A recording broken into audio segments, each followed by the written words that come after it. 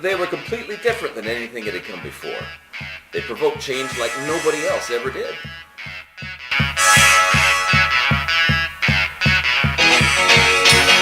Four Humours with legends. That's the only word you can use to describe them. Their origin story alone should be part of literary canon.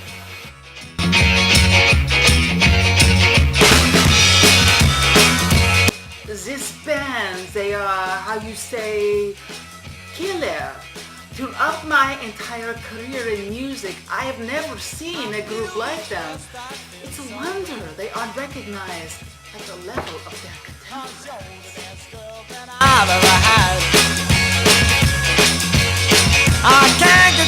One of the most fiercely unique bands in rock history, the Four Humours, paved the way for countless other artists, including Willie and the Shakespeares and the Samuel Johnson Project. Your average music listener, however, probably wouldn't recognize their name, despite the fact that they have influenced the majority of popular music acts since their inception. They have been criminally underrated by the general public, and their story has remained lost and unclear until now. This documentary aims to shed light on the fascinating, yet often turbulent story behind this musical powerhouse. When I think of how it all started, I knew we were bound to be successful from the start. We were just better than everyone else from the get-go. Success was not a question to me. It was a given. I was out to conquer the world. Simple as that. The first meeting of what would become the Four Humours was at the Tabard Public House in Southwark, a borough of London. It was a rainy April day, and many residents of Southwark were taking shelter from the storm inside the pub. Four of those residents just happened to be Richard Reeve, George Yeoman, John Oxford Cleric, and Paul Monk. It's a good year. Yeah, alright. I still remember it clearly. I was reading a book about alchemy, yeah? And his louds across the room was having a disagreement about who got to play what on the jukebox. I turned to the cheery chap next to me and I said, "Oh, go shut them up." I don't want to risk getting into a fight or anything like that. I mean, of course, the fella next to me was Paul, and Richie and Georgie over there were the two fighting over the jukebox, and that was our first. Eventually, Paul Monk managed to talk the two out of a full-blown fistfight, and the four men got to know one another, realizing they all had a similar taste in music and a desire to form a band. Phone numbers and names were exchanged over a few pints, and within a few months, the beginnings of what would be the Four Humours had already sprouted up. I was just so happy at the time, and I was just so happy because I finally found some other fellows who could play instruments. I was there at the time, play like that. I had high hopes for where this was going. We could all feel it. But we didn't get along very well though. That's the thing. I feel like it was because we're different persons. We are different people. We didn't get along. Part of what made the Four Humours so unique was their diverse background.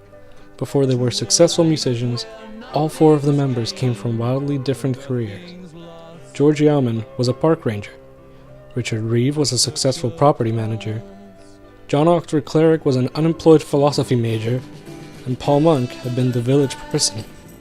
Indeed, their different careers and personalities were what inspired the name Four Humours.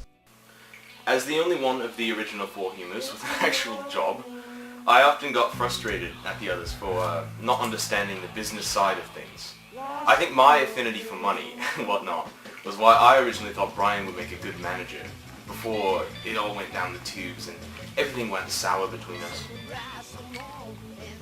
As the Four Humours became more popular, two events transpired that would change the band's future. When the need for a manager to handle the financial aspects of the group became clear, Paul Monk's brother Brian, also a member of the clergy, recommended himself for the job. From what I was told, Brian Monk never really fit well with the clergy. See, and I could see that for sure. See, he just wasn't really cut out to fit the religious lifestyle. He was spending money on cars, nice fares, And he just spent money on everything. He had it all. After his brother had been hired, Paul Monk was diagnosed with leprosy, a disease he had likely picked up during his tenure as a parson, and which would eventually claim his life. A new drummer was needed, so Peter Cook, a roadie for the band, auditioned and was eventually accepted. It was a dream come true for me.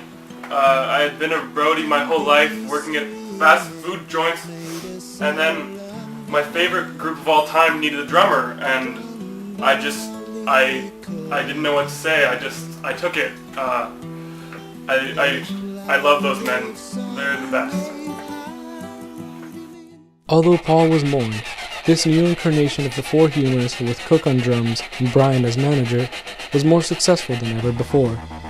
The band won new fans from all over the world and quickly rose to the top of the charts with hits such as The Miller's Tale and The Lady from Bath.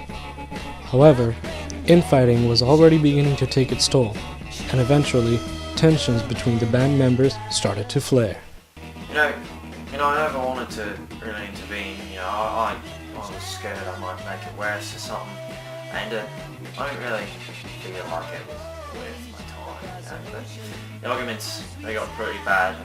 Between those Jemmy Suds, Richard, George, and Ryan. Hey man, what's all this? It's just a belt. A Vuitton Louis belt. A Vuitton Louis belt. What? I mean, Have you been siphoning funds? well, You have been. What the hell is this? It's just a belt. You know how much this costs? $400. 400. 400 pence, maybe. 400. We have been touring non-stop in order to make our money, and you're spending it. Not your allowance, you're spending it on belts.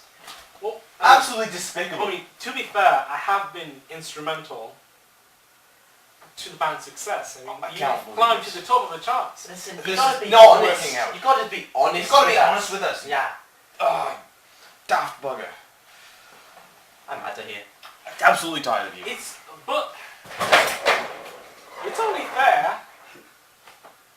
Soon it was clear that the Four Humours couldn't continue. Despite the fact that they were more successful than ever before, the band's constant bickering meant that practices and tours were more malice than music. In addition, Peter Cook had developed a drug habit, which gave him ulcers and tarnished his clean reputation. Throughout all this, Brian Monk was siphoning funds from the band, abusing his position as manager. When the members of the Four Humours sued Monk for $51 million, this spelled the effective end of the band. Sometimes I blame myself for the band's failure. I mean, like, they were fine before I showed up. I mean, I just ruined it all. Whatever happened, I'll always cherish the time I had with that group. The brightest flames burned the shortest, and the Four Humours broke up and fell into obscurity as quickly as they rose to success. Many other bands tried to copy their formula, including Gawain and the Green Knights, and Bonnie Barbara Allen, but none matched the success of the Four Humours. Eventually, the Four Humours were buried by the sands of time, and they became little more than a myth, remembered only by scholars and aficionados of the rock genre. However, there is no denying the influence of the Four Humours. They popularized the sound that would inspire generations of future musicians, and their legacy is something that should be known to every music fan.